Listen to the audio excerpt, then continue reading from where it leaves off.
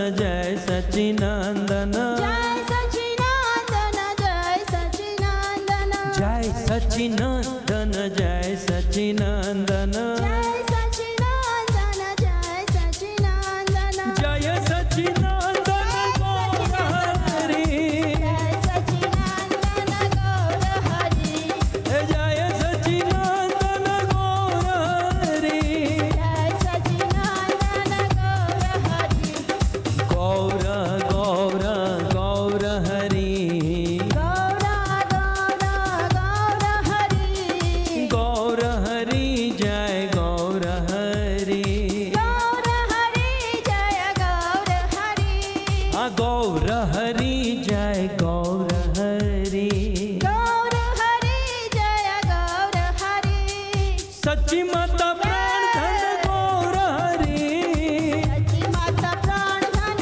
गौर हरि हे लक्ष्मी प्रिया प्राण धन गौर हरि लक्ष्मी प्रिया प्राण धन गौर हरि हे विष्णु प्रिया प्राण धन गौर हरि विष्णु प्रिया प्राण धन गौर हरि निताय गौर हरि बोल हरि बोल हरि बोल हरि बोल निताय गौर हरि बोल हरि बोल हरि बोल हरि बोल हरिहराय नमः कृष्ण यादवाय नमः हराय नमः कृष्ण यादवाय नमः हरिहराय नमः कृष्ण यादवाय नमः हरिहराय नमः कृष्ण यादवाय नमः हरिहराय नमः कृष्ण यादवाय नमः हरिहराय नमः कृष्ण यादवाय नमः हे यादवाय माधवाय केशवाय नमः यादवाय माधवाय केशवाय नमः यादवाय माधवाय केशवाय नमः यादवाय माधवाय केशवाय नमः गोपाल गोविंद राम श्री मधुसूदन गोपाल गोविंद Everybody! मधुसूदन गोपाल गोविंद राम श्री मधुसूदन गोपाल गोविंद राम श्री मधुसूदन गोपाल गोविंद राम श्री मधुसूदन गोपाल गोविंद राम श्री मधुसूदन गिरिधर गोपीनाथ मदन मोहन गिरिधर गोपीनाथ मदन मोहन गिरिधर गोपीनाथ मदन मोहन गिरिधर गोपीनाथ मदन मोहन श्री चैतन्य नित्यानंद श्री अद्वैत सीता श्री चैतन्य नित्यानंद श्री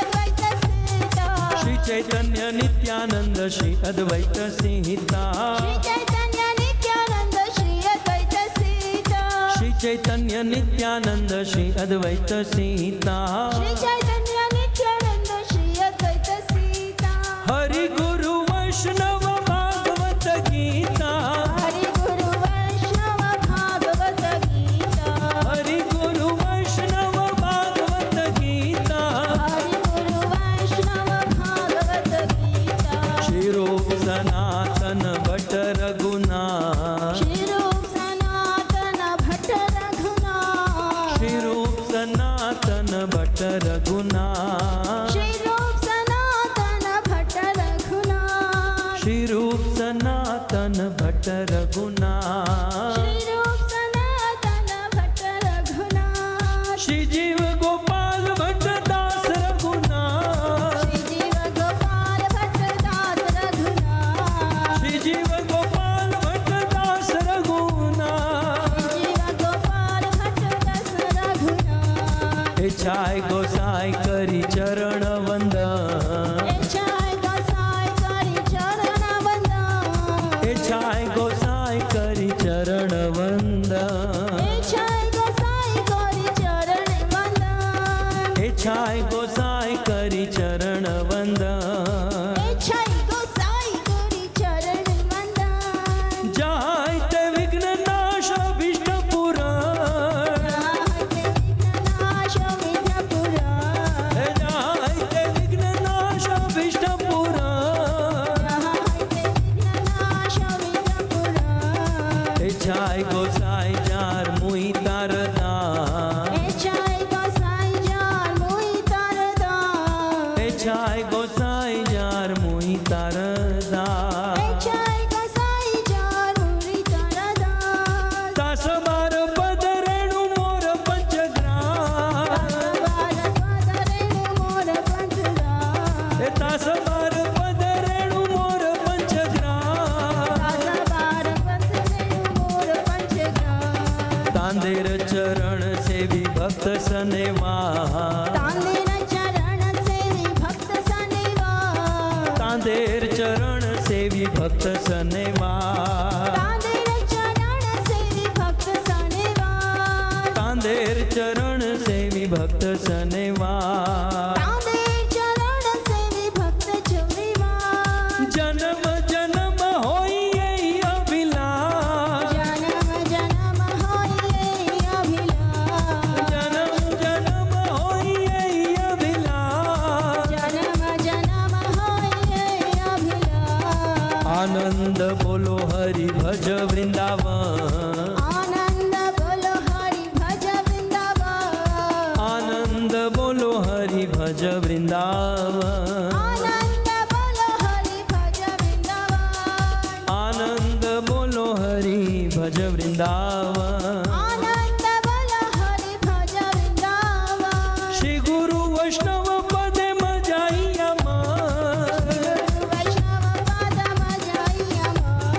श्री गुरु वैष्णव पदे मजाइया हरे कृष्णा कृष्णा कृष्णा हरे हरे हरे राम राम राम हरे हरे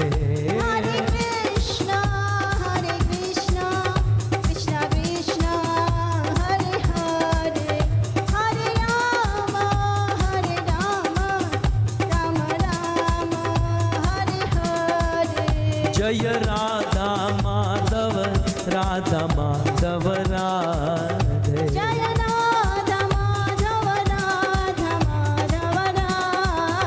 जय जय प्रभुपाद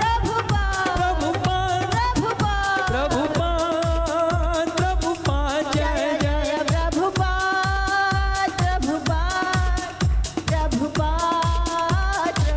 नित्य गौर हरि बोल हरि बोल नित्य गौर हरि